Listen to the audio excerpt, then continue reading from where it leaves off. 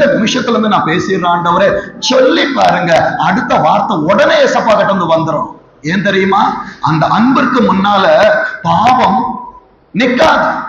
உடனே அவன் எல்லாத்தையும் பேசலாம். அவர் சொன்னார், இன்றைக்கு இந்த வீட்டுக்கு ரட்சிப்பு நான் இப்படி சொல்லுகிறேன், இன்றைக்கு என்னை கேட்கிற என் அன்பு திருச்சபையை, இன்றைக்கு உன் இருதயம் என்கிறதான உன் வீட்டிற்கு ரட்சிப்பை ஆண்டவர் கொண்டு வந்தார். வேதம் சொல்லுகிறது, உன்னை ரட்சிக்கவும் உன் சத்துருக்களை உனக்கு ஒப்பு கொடுக்கவும் உன் பாளையத்திற்குள்ளே உலாவிக் கொண்டிருக்கிறார். அநேக நேரத்தில் சுயபலத்தால மேற்கொள்ளுவேன், என்னுடைய காரியத்தால மேற்கொள்ளுவேன் என்று சொல்லுகிறாயே, உன்னால் முடியாது.